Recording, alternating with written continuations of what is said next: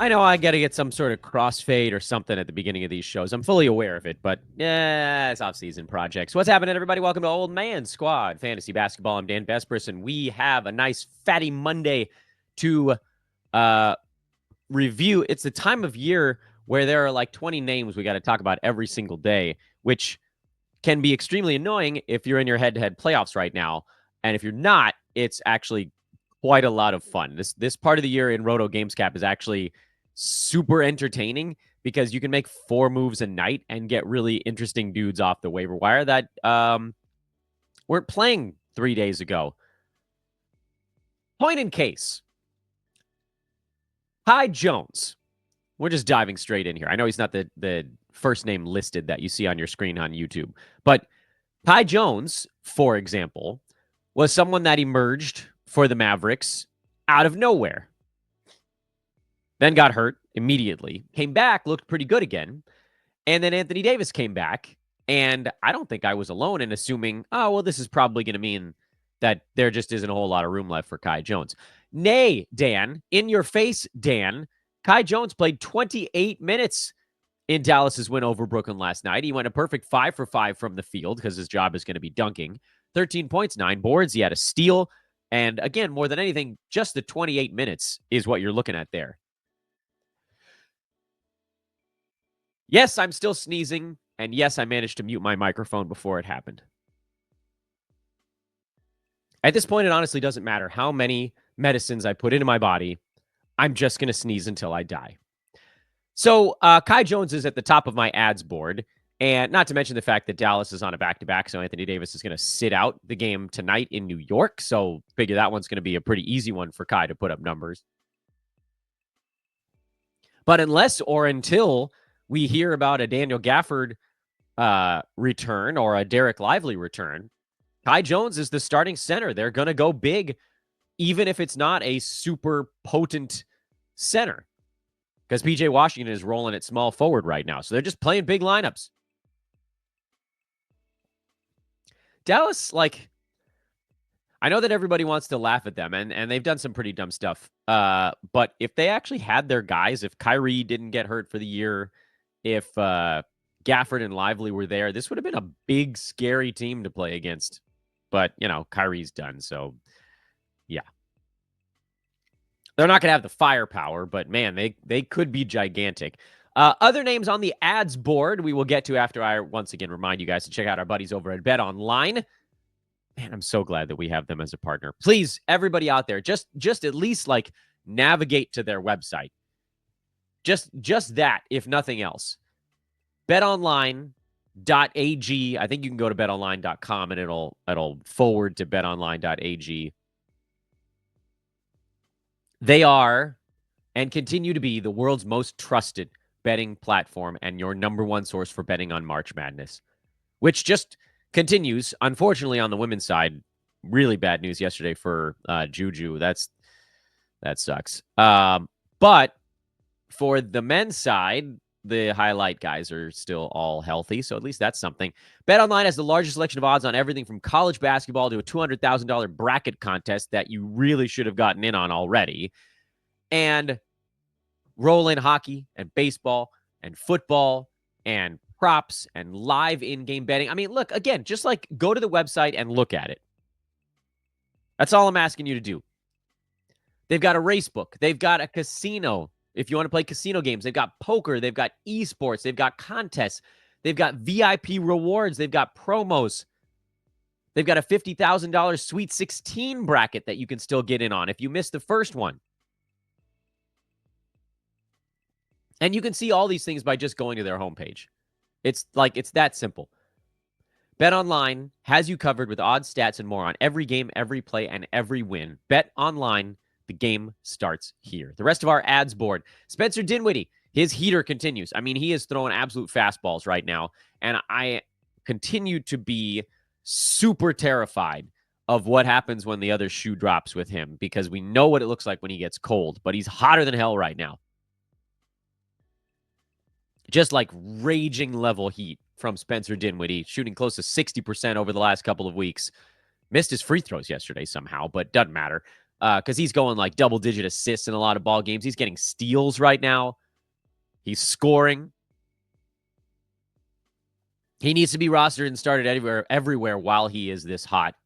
But I reserve the right to downgrade him to a streamer level guy when he's not. Obviously, you got to get Anthony Davis on your roster. I don't care that he's going to sit out back-to-backs. Anthony Davis at like 70% strength is better than almost everybody in fantasy basketball. So that one's an easy one. And that's the Dallas Mavericks side. Other ads that popped up yesterday, a couple, maybe even three potentially, out of Philadelphia. They've gone into full ultra mega ridiculous tank mode. Adem Bona came back from his ankle thing yesterday. He played 19 minutes. I think that's a number that probably slowly ticks up. There's just no reason for Gershon Yabusele to play 29 minutes a game all the way down the stretch. And so if that falls into a little bit more of a timeshare, Bona's the guy that can post fantasy stats very quickly. I picked him up in a bunch of leagues for his sort of big man level appeal. He's shooting 69% from the field on the season. He's not a terrible foul shooter for a big man. I'm not going to say that he's not going to help you at the free throw line, but he's hovering right around 70% for the year. He's averaging about a block a game in 12 and a half minutes. So again, if you crank that up to 20 something, I don't even need it to be like up around high 20s. I know he's only at 19 yesterday, but he missed 10 days. And I'm hoping that, again, that sort of ekes its way back up into the 23, 24 range. You're talking about probably somewhere between 1.5 and 2 blocks per game in that amount of time. He's also close to a steal a game in that number of minutes. And one would assume that you're probably looking at about 6 to 9 rebounds per ball game. So again, I wouldn't expect a whole lot of scoring. 8, 9 points. If there's more than that, that's great. And it's only because like everybody else is out. But if you give me like 9 points, 7 rebounds, and 2.5 to 3 defensive stats, that's a guy I'd want on my team. I also, and I can't believe I'm saying this, but we talked about him on, I think, yesterday's show, or yeah, it must have been yesterday because today's Tuesday, and we didn't do a recap show on Sunday. Chuma Okeke, who's signed a couple of 10-day contracts in a row now with the Sixers, is playing full starters minutes. And again, this may not last the rest of the year. There are all these rules on how many 10 days a guy can sign before they have to actually sign him for real, for real. But he signed his second 10-day, I think, yeah. Actually, is it running out right now? Yeah, I guess we got to be careful. I don't know. I'm trying to figure out exactly when the last contract was signed. I think it was like around 9 days ago. So he might be running out of time on the second 10-day contract, or the first. No, because they signed him earlier too, right? All right. Well, hopefully, they will bring him back again, and then we can make this a more official thing. If you're in a head-to-head league, I don't think he's the guy you're picking up because everything is so fluid. But Roto Games Cap, I would definitely pick him up because while he's playing 30-something minutes, he's a fantasy play. He's, a more than steal per game guy. He's a close to a block a game guy. He's rebounding well because the Sixers don't really have any centers out there. And he's playing for a contract. That means something. It really does. These guys that are not guaranteed playing time or minutes, he's going to go maximum effort, and he's probably going to get himself hurt. But, I honestly don't care. If you look at the last week, he's number 42, 10 points, 9 boards, a steal, a block, and 2 3-pointers. You'll take that every day of the week. But we got to make sure that he's playing in the next ball game. So he's a little bit more of a games cap guy. Justin Edwards is the guy on that team that you don't have to worry about contract stuff. And he's in jacking up shots mode. I think it finally occurred to Justin that he's not competing with legitimate NBA players right now for playing time or shots or whatever you want to call it. He's number 75 over the last week, 21 points, 3 boards, 2 assists. So he's not passing or rebounding very much, but he's getting a steal, a block, and over 3 3-pointers on just rampant usage. So Justin Edwards, again, you kind of have to need what he's providing, which I don't know how comfortable we can be that he's definitely going to continue at this particular clip because he's taking a lot of shots right now. But it's enough to be on rosters if you need scoring. That's for damn sure. I don't think anybody's about to come back and take his shots. Philly's shut her down. This bad boy is over. So take a look at him if you need him. Also, there were more shots to go around yesterday because Quentin Grimes took the day off. He's going to be the highest usage guy when he's back in there. And obviously, he belongs on rosters as well. Kelly Olynyk is the next name on my list. And he's been on my list about 8 or 9 different times per week. You guys know how I feel about Olynyk. When he gets playing time, he's a shoe-in for fantasy value. He is running cold at the free throw line right now and very high at the turnover spot. So the 9 cat value is sort of artificially goofy. But over the last week, he's at 12.6 boards, 5 assists, 1.3 steals, 0.8 blocks, and a 3-pointer. He does it all. And that is the magic of Kelly Olynyk. He's always been a 9 category darling when he gets enough playing time. And we're going to start to see usage, provided he actually gets to play down the stretch for this Pelicans team, which it kind of feels like they might as well, because, like, what's it going to hurt? Who's the guy behind him that they really want to get into the ballgame? They can still play Yves Missy in there. Olynyk's not going to curtail that. He's a floor spacing, good passing big man. He's just like this nice cog that any team can use with young guys or veterans around him because he's a ball mover. He makes the right decision on offense most of the time. And it's why he's, over his last 3-4 seasons, above 50% from the field. And he's having a slightly down free throw shooting year for whatever reason. I can't pinpoint why that would happen, but presumably it will improve. He's a good 3-point shooter who makes about 1 per ball game. He gets steals, he gets blocks, he gets assists, he gets rebounds. I don't need to talk you into Kelly Olynyk. If you've been listening to this show for any stretch of time, you know that Kelly's our dude. And then Keon Ellis is the other guy I wanted to sort of, double down on because Malik Monk is out. Domantas Sabonis came back, so that changed some other stuff in Sacramento. But with Monk missing an extra ball game here, Keon Ellis is a start as long as he's in the starting 5. That's the pretty simple and easy to follow explanation on Ellis.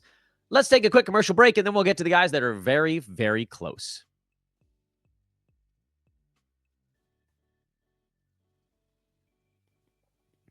As I've said before, the very close board, these are guys that if they make sense, they could just go on your team. I say that because, and the separation between the ads and the very close guys is really just about 9 category ranking. Like the guys in the ads section, I'm much more confident can get inside the top 100. The very close guys, I don't know that I can guarantee that they'll be top 100 in sort of that 9 category aggregate. Are there going to be holes in their fantasy game? Might they run cold for a little bit? Could their role fluctuate a little more?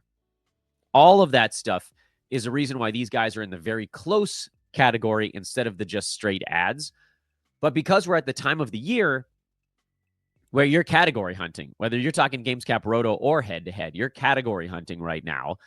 Straight 9-cat rankings mean almost nothing at this time of year. I would argue that, for 9-cat Roto, rankings do still matter quite a bit because you want your guys to be just mathematically doing more good than harm. But at this time of year, it doesn't really matter. They might be doing more harm than good, but it might be a category that has no impact on your team. Especially over 1 week, 2 weeks, or whatever. Like a guy that's doing harm that's really bad at assists or whatever. You might pick up a guy who's getting like 0.9 assists per ball game. That's bad. And if you had that player for 4 months, that player would be holding you back in that category. But if you're already at the bottom in Roto, if you're at the top or whatever, if there's you're in a pocket, like you might be in a Roto league where you might be separated by 200 assists both above and below you, and it kind of doesn't even matter what you do at that point. You might not even be the top or the bottom. You might be 5th place in assists, but if you're not going to catch anyone and no one's going to catch you, you are effectively punting that category from now until the end of the year. So definitely check out your standings on the Roto side and see how that could all make sense. Well, that's going to be a weird cut because I don't remember what I was talking about and I can't go back and figure it out. I got an important phone call right in the middle of the podcast. Anyway, point is, I think what we were talking about is the very close guys. These dudes that might not have full 9-cat viability, but are so close and are like one punt category away. Oh, we were talking about that assist hypothetical. Yeah.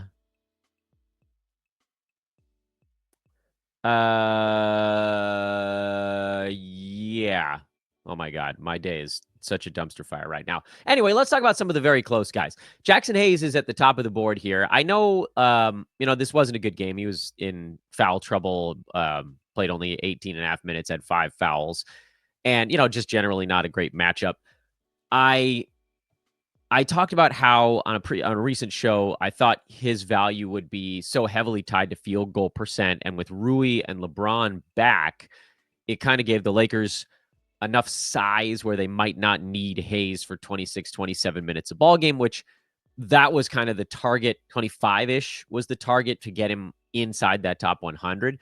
But again, if you're hunting field goal percent, rebounds, some defensive stats, and let's say you're punting free throw or you're punting threes or you're not worried about assists or whatever, he's a guy that you can probably kind of work the numbers to get him into a position where he belongs on a team. And I think he's a good example of what we're talking about here. Although the next name on the list, and Aaron Nesmith, he may belong on lists anyway. He's been good enough lately where you could just say, oh yeah, this guy's, he's been inside the top 100. He's had multiple stretches in his career where he's been inside the top 100. But also, if you look at the last 2 weeks where he's number 80, 80's like a little bit inside the top 100. He's not blowing the roof off the building. He's also shooting 56% from the field and 91 at the free throw line. So if that number comes down, which we know it will, then he slides just a bit outside the top 100, and he becomes one of those guys where, okay, he's a target for me if I need threes, if I need someone who's generally pretty reliable in percentages, a handful of rebounds, not money, sort of like a half rebounding credit goes to him, and like 1 steal per game. But you probably aren't going to be hunting assists. You probably aren't going to be hunting blocks. You probably aren't going to be like, I hope that general concept makes sense. So the other names on this list, those are 2 of them. Day'Ron Sharpe is on the list. His minutes were a little bit higher actually in this ball game. That was due to blowout scenario. So he played 24 minutes. We're all just sort of counting down the hours until Nick Claxton gets a couple of days off, which feels like it should be soon, but it hasn't happened yet. But Sharpe's been a very versatile rebounder, excellent offensive rebounder. He's a gigantic dude if you haven't seen him.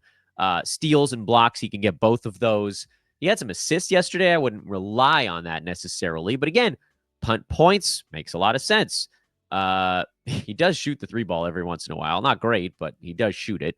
Again, so like punt points, Day'Ron Sharpe is right there.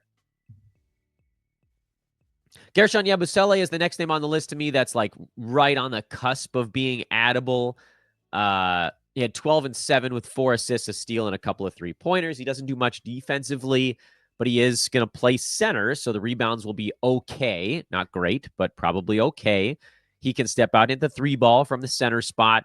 He will pass a little bit out of that center spot, but you're probably going to be punting defensive stats. Not for your team, just with this one player, basically. You're not going to care about defensive stats if Yabusele is going to be your pickup for a big man spot. So that, to me, is why he's very close. Jose Alvarado is very close. I like that he's starting now. He's a great target if you need assists and steals and some threes, but he's going to be an absolute mess at field goal percent, and you have to be okay with that. I cannot believe that DeAndre Jordan is on this list right now, but he is. And the Nuggets are expecting Nikola Jokic to be back at some point on their homestand. But as we talked about yesterday, the Nuggets homestand is through next Wednesday. So does that mean he's back by tomorrow, Friday, next Tuesday? There's a 3-day gap in there. We haven't been given a ton of guidance there. But if Jordan is starting, then you can start him, especially when they play teams that are low defense, high offense, like Chicago. And DeAndre had 10 points, 17 rebounds, and 7 assists. I don't know what the hell that was all about. You shouldn't expect it to be that good because he's very, very old at this point. But again, if you're hard hunting rebounds and DeAndre gets a start, he's going to get some rebounds because that's all he's going to do. He's going to stand back by the bucket and he's going to collect them. Gary Trent Jr. is on the list here. I think this is also a bit tied to the Damian Lillard absence, and a lot of the guys on these lists are. Gary Trent, good threes and steals guy. You shouldn't expect much beyond that. Yesterday, he did a little bit of other stuff with 4 boards, ended up with 19 points, so he was pretty active on the scoring side of things. But again, you do need Dame on the shelf. And for Milwaukee, I don't think they're going to screw around longer than they have to right now. They still want seeding. They're on a tough road trip at the moment. They got one more to finish up a roadie that's been kind of from hell, other than the Lakers game where they got to play a second unit for the entire contest. They're in Denver tomorrow before they go home for 3 games. Hard to say when Dame's going to be back. He's getting ruled out, not like super duper duper early, but he's not a game time call yet either. So it feels like you might have a little bit of wiggle room still on a Trent threes and steals kind of stream. And then Ryan Dunn, who I've gone back and forth a couple of times, and he got off to a terrible start yesterday, but actually kind of pulled it together by the end. Played 30 minutes again, had 12 points, 9 rebounds, no defensive stats, which is weird because that was kind of the reason that we were streaming him anyway. But he did a couple of 3-pointers. He's got, I would argue, for Dunn, I don't know, we're looking at like 6-ish games sample size where he's played closer to starters minutes and it's gone relatively well for him. You could call it's not quite 14 days worth. Over the last week, he's shooting 60% from the field, and it puts him just inside the top 100 because he's missed, I think, all 3 of his free throws over that stretch or something unpleasant. So that stuff obviously will level off, but a 3-ball to 2 3-balls, one in that range. 10 points is probably attainable for him. 6-7 rebounds is attainable because they're not running big all too often. And he gets some steals and he gets some blocks, but it's hard to say where those are going to level off and stick.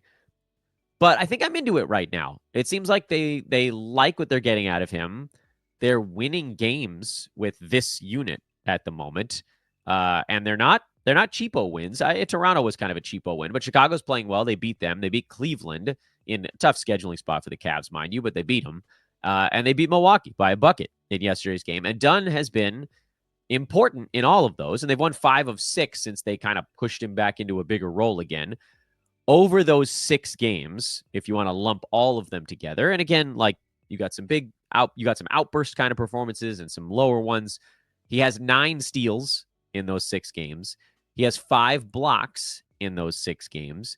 And so again, even though over the last 3, he only has 2 steals and 2 blocks, if you sort of aggregate the whole thing, you're getting a guy that over those 6 games is around 13, 14 points, 6-ish rebounds, 1.5 steals, just under a block, about 2 3-pointers. That plays. And we don't need it to play for 3 months. We just need it to play for 3 weeks. Let's get to the watch list after our second commercial break. And again, if you've made it to this part of the show, I would strongly advise that you hit that subscribe button. We're going to try to just get a few more here. We cleared 7,100 yesterday, everybody. It's only a few a day at this point. I know it's not a time of year where you get to pick up a bunch of subscribers if you're in the fantasy basketball space, but whatever. We still want to get a few more. Like button is also helpful. It helps to kind of like get this thing into every time you guys hit the like button, the YouTube algorithm's like, oh, maybe that's a show we should show to a couple other people. So please do that. Hit that subscribe button. If you're on iTunes or Spotify in particular is very easy to hit a 5-star review. I don't think I ever really officially welcomed you guys to the show. So welcome, everybody. I'm Dan Bespris, at Dan Bespris on Twitter. Join the Discord as well. That link is in the show description. I'm back to doing the nightly recaps. I took a week or 2 off of those while I was trying to make sure I won my head-to-head leagues. I'm sorry. Every once in a while, I got to put me first, and the nightly recaps were the thing that had to go because I had to game plan out everything I was going to do over like hour-by-hour check-ins kind of stuff. But my head-to-head leagues are done now, so I can go back to doing nightly recaps for mostly our Roto Games cappers. And here are the watch list guys. Jonathan Mobo in Toronto, who, again, watch list. All these guys we don't really know what's coming, but Mobo had 8-11 with a couple of steals. When are the Raptors going to rest their guys? That's the big question mark here. Might be the next one, might be the one after that. They have had some tanky games that they've won. Pretty soon they're going to get kind of locked into a seed for draft balls, not for playoffs. And so maybe then they can kind of ease up a little bit. I I would have thought this is a game that they'd want to lose a little more. But anyway, we'll see. They're playing craptacular opponents as well. You can't do anything there. AJ Johnson on the Washington side had 17 off the bench. He shot the ball well. Just keep one eye on him if the Wizards start to pull the plug on anybody. And then, of course, Keyshawn George got hurt. So that opens things up a tad. Jared Butler back in Philadelphia is worth a watch. I really bounced around as I was making this list. What are we doing here, Dan? Get a grip on yourself. He's shown signs of being startable and then not also. Elfrid Payton, go ahead and throw him on your watch list. Jordan Hawkins left the ball game yesterday for the Pelicans with an injury. CJ McCollum was resting. He'll probably be back, but also, wouldn't it be smart for the Pelicans to shut her down? We're so close to the end of the year now that people won't really think twice about it, but they accidentally won a damn ball game. The Pelicans could, with enough losses, fall below the Hornets. It's not out of the question, and they really should be trying to do that. I know you're at the bottom, but you might as well go all the way to the bottom. Go for broke at this point. Increase your odds of getting the top pick. Increase your odds of making sure that you don't fall farther back. You know, like, what's worst case for them? 7th pick right now, something like that. Make it worst case 6th instead. Give yourself an even better shot to jump into the top 3. But they haven't done it yet, so we can't go down that path. Modest Bucelis is the next one on the list. Bucelis has had, well, he had that giant game against the Lakers, and you kind of knew the next one wouldn't be quite as loud, but he did have a couple of blocks. And that's the real key here with Bucelis is we need more usage. We need usage. Took a ton of shots against the Lakers. Did not take a ton of shots against the Nuggets. Played 24 minutes. He was part of units on the floor that were getting beat by Denver, so he just didn't get to play as much. I don't know if it was necessarily his fault entirely, but he was in the units that were getting beat. So, you know, the minutes are wonky. The usage is wonky. He's showing signs. We've seen signs, but I'm not a believer yet in Bucelis fantasy-wise. Sorry, I need to be clear about that. I don't know what the hell he's going to do from a reality standpoint. It looks pretty good and you know, fast and tall and all that fun stuff. But from a fantasy standpoint, we got to knock a usage guy out of the way here. Giddey, White, Vooch, somebody has got to not be there and get Bucelis up to 12, 13 shots a game instead of 7 to 10. Peyton Watson is on my watch list. He played 39 minutes. He's mostly a blocks streamer, though, at this point. And then Baylor Shireman, who I've really held off on even bringing up on the show until I was like, all right, I guess we kind of have to at this point. The Celtics pulled these guys out of the woodwork. He played 26 and now 28 minutes in their back-to-backs. Some of that has to do with guys missing time. Jaylen Brown missed some time. Jason Tatum left early in this one. Drew Holiday sat the previous one out. Porzingis gets a day off. Horford gets a day off. Bounces back and forth. You're not going to go down this path, but he does have some sort of like, if the Celtics are on a back-to-back and a bunch of guys are going to get rested on each half of it, you might get a 3-ball or 2. You might get a couple of rebounds. So we're not going to go down that path yet. But yeah, I just wanted to put him on the list because I didn't want people to be like, hey, Dan, what do you think about Baylor Shireman? I can be like, well, there's that. You have my permission, by the way, to drop Chris Middleton and Jonas Valanciunas, although I guess there's a chance Sabonis might sit out the Kings back-to-back here. So do you want to hold JV for one more day? I don't know. I think Sabonis is going to try to play in the back-to-back. Knowing the way he operates and the way that the Kings are at this point kind of hanging on by a thread. Like, to me, this is probably why Anthony Davis came back, because he was like, yeah, we can pass the Suns. We could even pass the Kings. Let's do this thing. The Kings are by no means locked into a playoff spot. They had that little heater stretch, and now their schedule got tougher, and they're getting spanked. Frankly, the whole Western Conference is getting spanked right now, other than the Thunder and the Suns somehow. The East is on a little bit of a winning kick. Maybe the power dynamic has shifted. Or not. Either way, Kings need a win. And OKC is going to be a tough time to get it. But, I mean, this is a hard part of the schedule for Sacramento. They got Portland coming up. That shouldn't be a winnable game. Then Orlando, Indiana. Those are going to be tough ones. And then they've got like a little bit of an easy pocket right at the beginning of April. Washington and Charlotte. But the Kings close things out with a tough one, too. Cavs, Pistons, Nuggets, Clippers, Suns. Kings need wins or they're going to get punted. So I think we see Sabonis play in the back-to-back, but, we'll we'll see how that goes. Okay, that's your show, everybody. Thanks for tuning in. I am Dan Vespris. As always, you can find me on social at the links you see on your screen. Dan Vespris, Twitter, Old Man Squad on Blue Sky. Please do hit that subscribe button on the way out, like on the way out, rate on the way out, however you're taking in the content. And we'll be back with you guys in a couple hours. I don't think we're going to do a streaming show today because now we're doing the 2-a-days and a lot of playoffs are over. I don't think there's a point in doing that every single day. So my goal here is to do the streaming shows every other day with 2-day chunks. So that way we only have to do 3 or 4 of those in a week instead of, 5 to 7. And then in between, we can do, I don't know, something a little bit more fun. So stick around. A couple hours from now, we're going to try to do something fun. Because doing streaming shows every single day for me right now is not fun anymore. And damn it, I'm going to do stuff that makes me happy. I'm Dan. Thanks for watching. Old Man Squad, I'm out.